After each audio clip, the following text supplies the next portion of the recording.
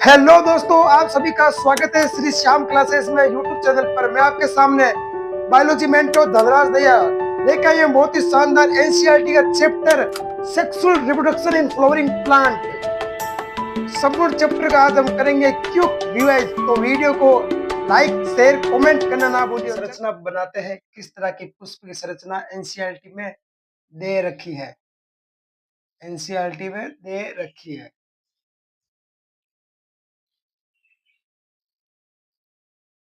मेरे साथ आप भी प्रैक्टिस करो पुष्प का चित्र बनाने की, यानी कि फ्लावर्स का डायग्राम बनाने का, बुक में चाहे रफ बुक में, ताकि आपकी प्रैक्टिस अच्छी हो, आपके मार्क्स ना कटे। ठीक है बच्चों, ठीक है मेरे रसगुल्लो। तो इस तरह सा डायग्राम एनसीईआरटी की बुक में दे रखा है, फर्स्ट चैप्टर हमारा। तो बात करते हैं, ये है तंतु यानी कि फिलामेंट, फिलामेंट। और ये है पराग कोश, पराग कोश। और ये है बाह्य दलपुंज। हम आपको बता देता हूँ कि इसका नाम बाह्य दलपुंज ही क्यों रखा गया है, क्योंकि बाहर की ओर है, इसलिए बाह्य दलपुंज है ये। बाह्य बाह्य दलपुंज, बाह्य दलपुंज। और यहाँ पे हमारा देखने को मिलेगा अंडाशय, जो किस में पाया जाता है, अंडाशय पुष्प की संरचना के स्त्री के स्तर में देखने को मिलता है अंडाशय। यह है अंडाशय। और अंडाशय में क्या, किसका निर्माण होता है, फल का, फल का निर्माण होता है। ठीक है। और ये है वत्रिकाग्र, वत्रिकाग्र। और ये है वत्रिका, वत्रिका। तो आप देख पा रहे हो पुष्प का डायग्राम, यानी कि पुष्प का अनुदेशीय चित्र एनसीईआरटी में देख रखा है।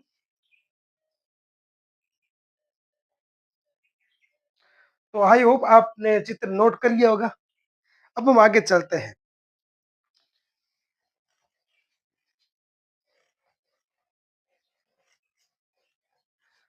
टाइप ऑफ पुष्प, यानी कि पार्ट ऑफ फ्लावर्स, पुष्प के भागों की बात करें अगर हम, पार्ट ऑफ फ्लावर्स, यानी कि पुष्प के भागों के नाम आज हम देखें तो पुष्प का पहला होता है हमारा जायांग, जायांग यानी कि गाइनोसियम। और उसके बाद आता है अंडप, उसके बाद आता है अंडप।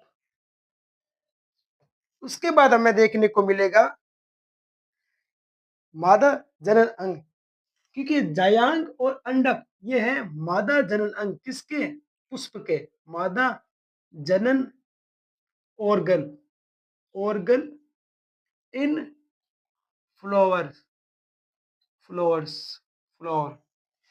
ये एक इकाई है, एक इकाई है पुष्प की, पुष्प की एक इकाई है।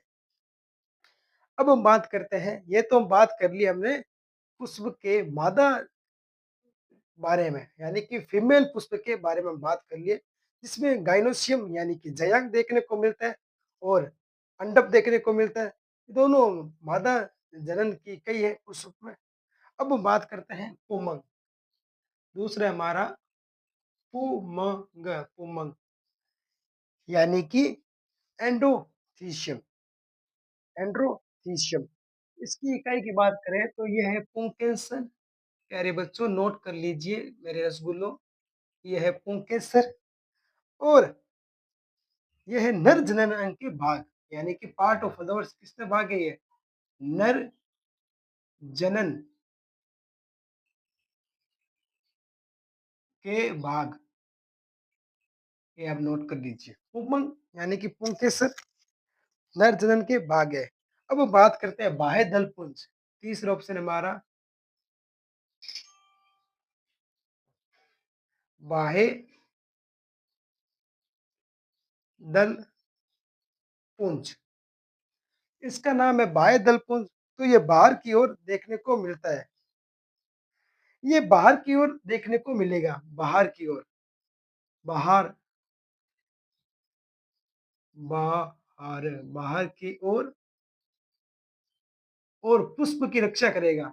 पुष्प सहायक, सहायक। ठीक है बच्चों। अब हम बात करते हैं इनके बारे में। तो हमें पता पता कर लिया होगा हमने डायग्राम के माफिक से, यानी कि डायग्राम से हमने समझा है क्या होता है जायंग और क्या होता है अंडक, क्या होता है यह मादा जनन अंग और पुष्प की संरचना का हमने अध्ययन किया है पिछली बार। अब हम बात करते हैं पुमंग, यानी कि पुष्प का पुंकेसर का भाग, और पुरुष यानी कि पुमंग का भाग, यानी कि नर जनन अंग पुष्प का। बात करें मोटा मोटा तौर पर, प्यारी डियर, आई होप इतना आपको समझ आ चुके हैं। अब हम बात करेंगे पुमंग, यानी कि पुंकेसर, पुंकेसर। इसकी स्ट्रक्चर की बात करें तो इसका स्ट्रक्चर एनसीईआरटी में इस तरह दे रखा है।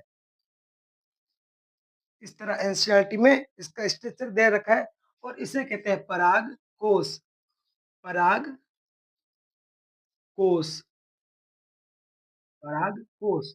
इस तरह दे रखा है एनसीईआरटी में। और ये जो हिस्सा जुड़ा है ना पराग कोश से, ये हिस्सा, इसे कहते हैं योजी, यानी कि कनेक्टिविटी, कनेक्ट, कनेक्टिविटी, कनेक्टिविटी, यानी कि योजी इससे जुड़ा हुआ है, इसलिए इसे कनेक्टिविटी कहते हैं।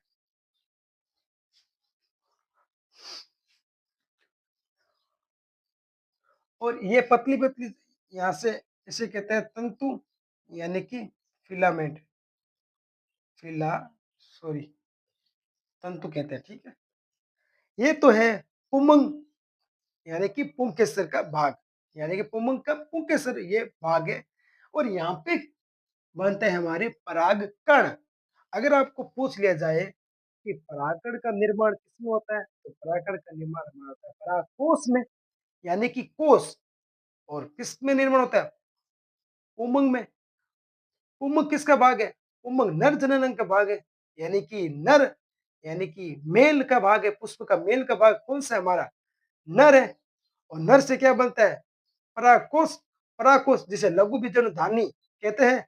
और उससे भी हमारा बनता है पराग कण, जिसे हम पोलन ग्रेन कहते हैं, जिसकी मार्केट में टेबलेट, सिरप आदि देखने को मिलते हैं। और उसका यूज की बात करें, परागकण की गोलियां की यूज की बात करें, तो उसका यूज अश्वधवकों की कार्यदक्षता बढ़ाने में काम आती है। और लोग आहार पोषक तत्व में लेते हैं, संपूर्ण आहार के रूप में। अब हम बात करते हैं परागकण को सुरक्षित रखने के लिए तापमान की भी आवश्यकता होती है बच्चों। तापमान की आवश्यकता होती है, तो तापमान ये देखने को आपको मिलेगा, एनसीईआरटी की लाइन है बच्चा, ये आपको देखने को मिलेगा।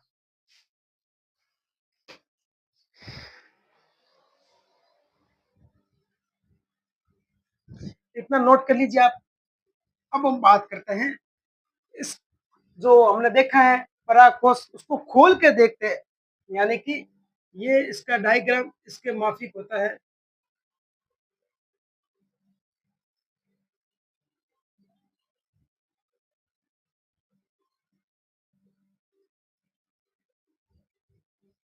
इस तरह का डायग्राम होता है एनसीईआरटी में। अब इसको खोल के देखें तो हमें इस तरह देखने को,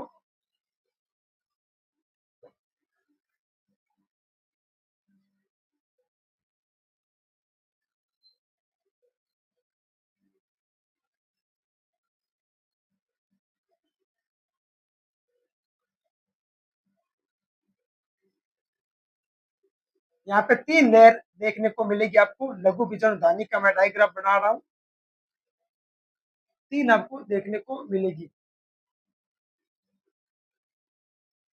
ये इस तरह से, अगर हम अगर हम परागकोश को ऊपर से काटेंगे, किसी भी चाकू लेकर काटेंगे, तो अंदर झांकने पर हमें इस तरह से देखने को मिलेगा, जिसमें चार पराग, चार पराग कोष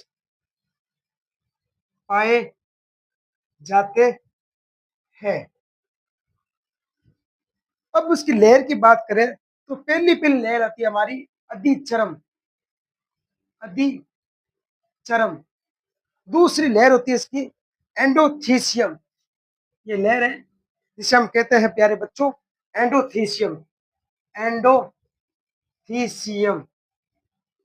और इस लेयर को कहते हैं मिडिल लेयर यानी कि मध्य परत। और ये है टेपिटल सॉरी टेपिटम। यहाँ से क्वेश्चन हर साल पूछा जाता है कि परागकण को पोषण प्रदान करने का कार्य किसका होता है, यानी कि परागकण को न्यूट्रिशन प्रदान करने का कार्य किसका होता है। तो एनसीईआरटी साफ साफ लिखती है कि परागकण को पोषण प्रदान करने का कार्य हमारी टेपिटम करती है। पोषण पोषण प्रदान करने का कार्य टेपिटम टेपिटम करती है। टेपिटम क्यों करती है ये भी हमारे दिमाग में डाउट होता है उठता है। तो टेपिटम इसके अंदर पाई जाती है और यहाँ पे परागकण परागकण देखने को मिलते हैं और उसको पोषण यह टेपिटम देती है। और अधिचरम रक्षा करती है। अधिचरम रक्षा करती है यानी कि सुरक्षा करती है, बाहर से कोई भी बैक्टीरिया कोई भी अंदर ना आ सके। परागकोश की भित्ति 4 परतों से देखने को मिलेगी। आपको डायग्राम के माध्यम में मैंने समझा दिया है। परागकोश की भित्ति के बारे में बात करें तो ये 4 प्रकार की होती है बच्चों।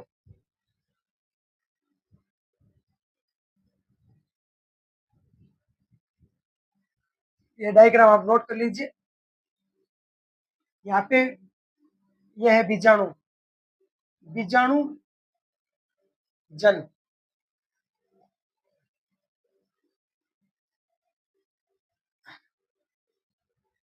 अब हम बात करेंगे कि परागकोश की 4 भित्तियों के बारे में किस किस में काम आती है। तो पहली हमारी है टेपिटम। टेपिटम के बारे में बात करेंगे क्योंकि हर साल क्वेश्चन यहाँ से आता है, ये इंपोर्टेंट है। टेपिटम की बात करें तो ये आंतरिक परत है यानी कि इंटरनल लेयर है टेपिटम। आंतरिक आंतरिक का मतलब अंदर की ओर ये परत परागकण में यानी कि लघु बीजाणुधानी में देखने को मिलती है। आंतरिक परत यानी कि इंटरनल लेयर। अब कार्य की बात करें तो परागकण को पोषण न्यूट्रिशन न्यूट्रिशन प्रदान करती है। दूसरी बात करें प्यारे बच्चों तो इसमें एक स्पेरोपोलिनी नाम का एक एंजाइम पाया जाता है। लिख लो स्पेरो स्पोरोपोलेनिन स्त्रावण होता है टेपिटम में। ये बहुकेंद्रिक होती है। टेपिटम परत बहुकेंद्रिक होती है। बहुकेंद्रिक होती है। ये तो मोटे मोटे तौर पर देखें तो टेपिटम के बारे में इतना एनसीईआरटी हमें देखने को बताती है और इतना एनसीईआरटी दिया गया है। टेपिटम के बारे में इतना आप नोट कर लीजिए।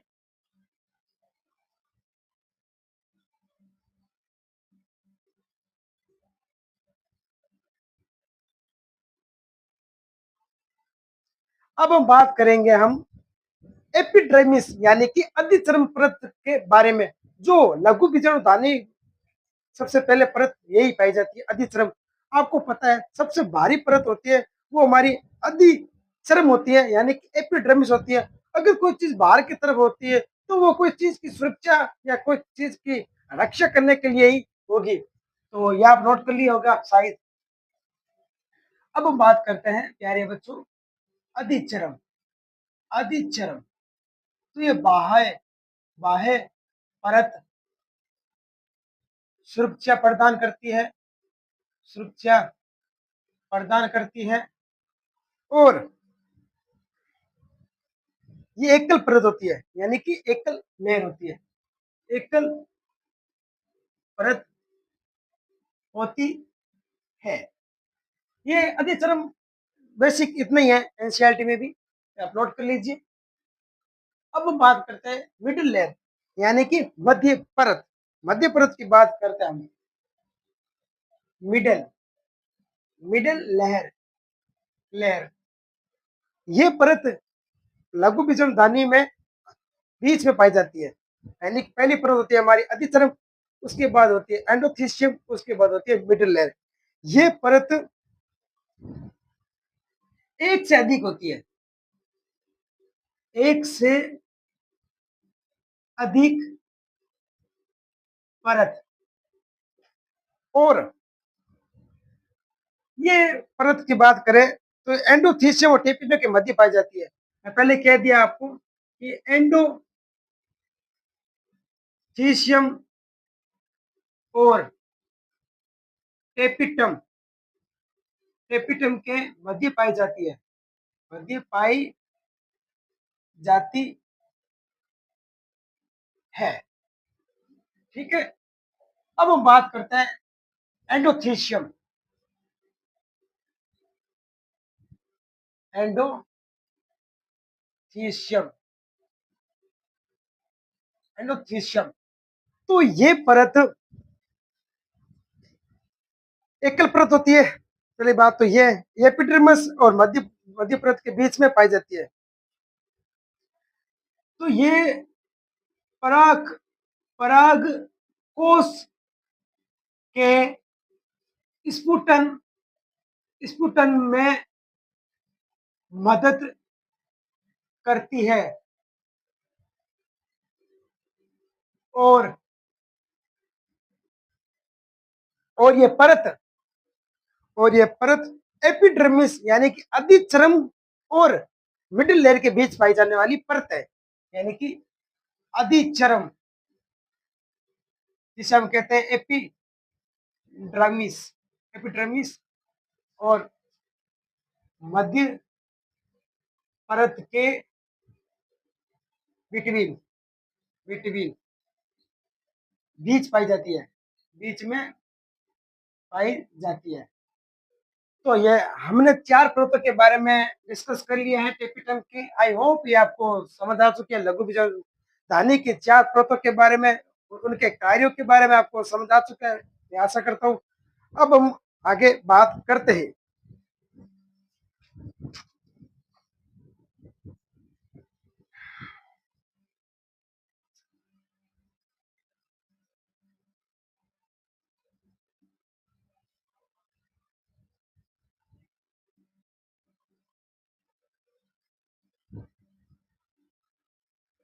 अब हम बात करते हैं प्यारे डियर परागकण के बारे में, यानी कि पोलन ग्रेन, यानी कि पोलन ग्रेन परागकण। हिंदी में बात करें तो पराग कण। हम बात करते हैं ज्यादा से ज्यादा जो पुष्प होते हैं उनमें परागकण, यानी कि कौन से जीव परागकण कराते हैं। पहले बात करते हैं एनसीईआरटी सीधा लेके कीट कीट वायु द्वारा परागण आम है, आम है, क्योंकि ज्यादा से ज्यादा पुष्पों में कीट और वायु द्वारा परागण होना स्वाभाविक है। वे अगर बात करें कि परागकण का व्यास कितना होता है, व्यास परागकण के व्यास की बात करें तो परागकण का व्यास 25 से 50 माइक्रोमीटर होता है। 25 से 50 माइक्रो माइक्रोमीटर माइक्रोमीटर होता है। और ये परागकण नर युग्म को भीत उम्मीद होता है। अब हम परागकण का स्ट्रक्चर बनाकर डिस्कस कर लेते हैं। तो ये है हमारा परागकण का स्ट्रक्चर। और इसमें एक होती है कायिक सेल और एक होती है जनन सेल। ये है हमारी रिप्रोडक्शन सेल, और ये जो बीच में होती है ये हमारी है काइक सेल, और एक होती है एक्साइन और एक हुई इंट्राइन, यानी कि अंतःचोल और बाह्यचोल। यहाँ पे होता है, ये है एक्साइन, और इसमें पाया जाता है स्पेरोपोलेनिन, स्पेरोपोलेनिन, स्पेरोपोलेनिन, ठीक है, जीव द्रव्य पाया जाता है परागकण में। अब हम बात करते हैं इंटाइन के बारे में, यानी कि अंतःचोल, यानी कि परागकण में जो अंदर की ओर पाई जाती है परत, वो किससे बनी होती है? इंटाइन। इंटाइन, इंटाइन की बात करें तो ये सेलुलोज और पैक्टिन, पैक्टिन की बनी होती है बच्चों, मेरे प्यारे लाडलो। परागकण में, यानी कि पोलन ग्रेन में जो आंतरिक परत होती है, यानी कि जिसे हम इंटाइन कहते हैं, वो सेलुलोज और पैक्टिन की बनी होती है। एनसीईआरटी में मेंशन है ये लाइन, मैं आपको दिखा दूंगा, आपको बता दूंगा, ठीक है। अब हम बात करते हैं सेल्स के बारे में, जनरल सेल के। ये आपने नोट कर लिया होगा, मैं आशा करता हूँ मेरे प्यारे लाडलो, मेरे प्यारे दोस्तों। यानी कि अब हम बात करते हैं सेल के बारे में, जनन सेल, यानी कि रिप्रोडक्शन सेल के बारे में। जनन सेल, जनन यानी कि रिप्रोडक्शन सेल परिधि की ओर छोटी कोशिका जनन कोशिका द्वारा नर युग्म में बनता है। परिधि, परिधि के द्वारा छोटे छोटे छोटी कोशिका, छोटी कोशिका जनन, छोटी कोशिका जनन, जनन कोशिका द्वारा नर नर युग्मक, यानी कि गैमिट नर युग्मक में बनती है। यानी कि मोटा मोटा तौर बात करें कि सेल, यानी कि कोशिका जनन कोशिका परिधि के द्वारा छोटी कोशिका जनन कोशिका द्वारा नर युग्मक में बनती है, यानी कि मेल गैमिट में बनती है, प्यारे डियर। आप नोट कर लीजिए एनसीईआरटी की लाइन। अब हम बात करते हैं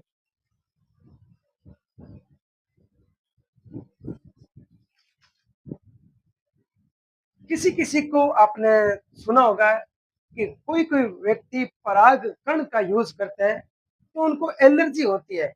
ऐसे हम परागकण के बारे में बात करते हैं जो एलर्जी फैलाते हैं, यानी कि पराग एलर्जी के बारे में बात करते हैं, पराग एलर्जी के बारे में बात करते हैं। तो इसमें आती है हमारी पार्थेनियम, पार्थेनियम, और एक आती है गाजर, गाजर घास, और एक आती है कांग्रेस, कांग्रेस, कांग्रेस घास, यानी कि परागकण जो भी है। ये व्यक्तियों में, यानी कि मानव में श्वास वेदना जैसी बीमारियां फैलाती है, यानी कि रेस्पिरेटरी, यानी कि श्वास वेदना बीमारी फैलाती है, फैलाती है, जैसे अस्थमा,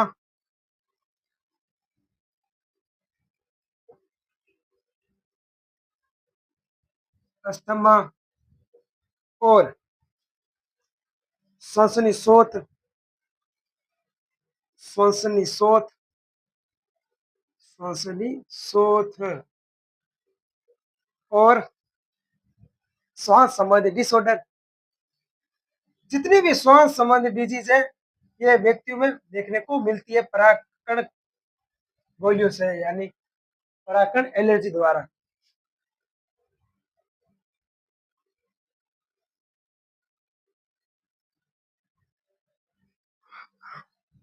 अब मैं बात करता हूँ, जो परागकण होते हैं वो पोषक तत्वों से भरपूर मात्रा में देखने को मिलते हैं, क्योंकि परागकण में पोषक तत्व बहुत अधिक मात्रा में पाए जाते हैं। और उनका यूज, उपयोग की बात करें तो टेबलेट में, सिरप आदि में देखने को मिलेंगे आपको मार्केट में, और संपूरक आहार के रूप में भी देखने को मिलता है।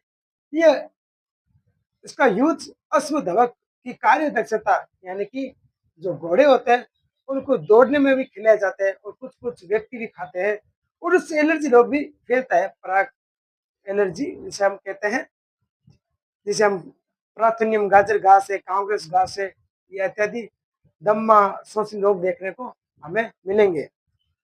अब हम बात करते हैं पराग जीवित, यानी कि पराग कण को कितने दिनों तक जीवित रखा जा सकता है।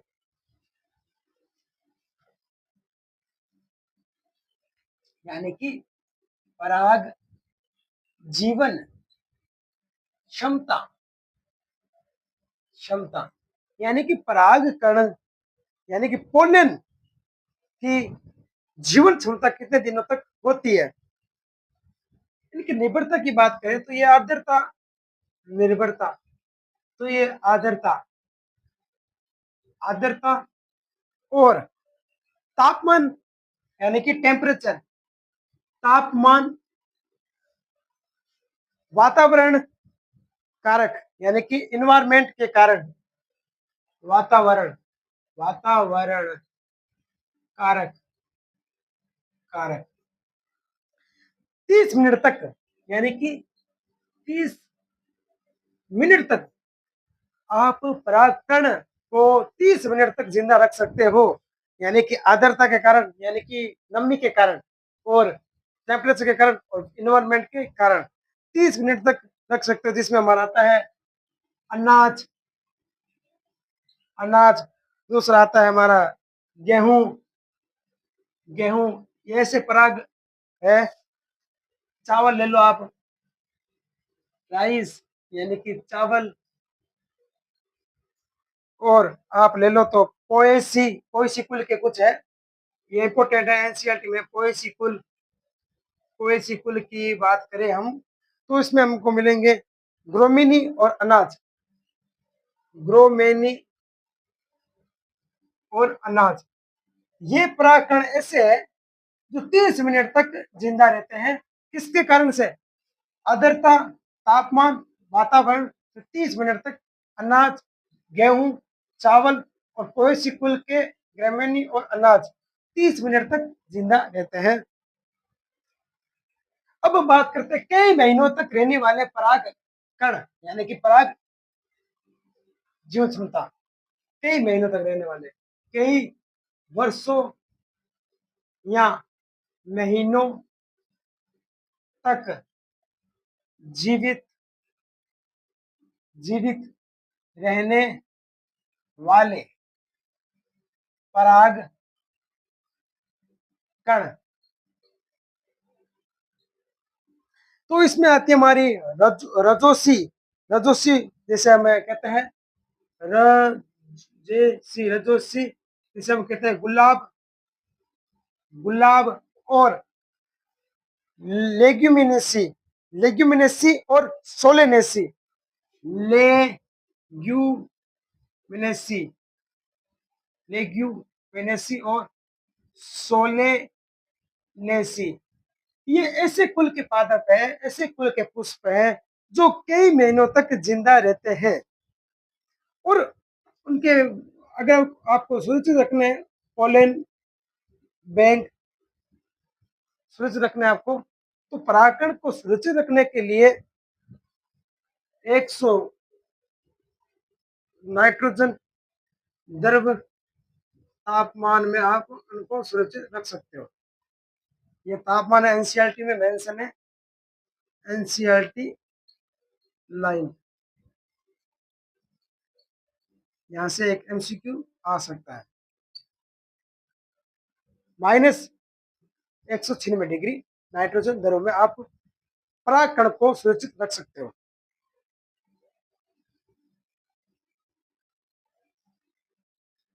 अब हम बात करते हैं अनिश्चित फलन। अनिश्चित फलन ऐसे फल जिनका, ऐसे फल की बात करें हम जो बिना बीज के निर्माण होता है, यानी कि ऐसे फलों के बारे में बात करते हैं। आपने खाया होगा ऐसे फल जो बिना बीज के निर्माण होता है, जिसका बिना बीज के वो उत्पन्न होता है, यानी कि ऐसे फल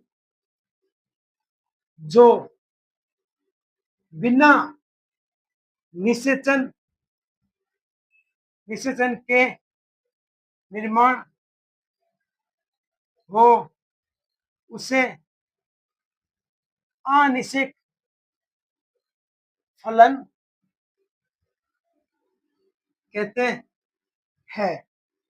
एग्जाम्पल है हमारा बनाना, एनसीईआरटी में मेंशन है बनाना यानी कि केला। बच्चों केला एक ऐसा फल है जो बिना निषेचन के बिना निषेचन से उत्पन्न होता है और उसमें बीज भी नहीं पाए जाते। अब बात करते हैं बहुगुणन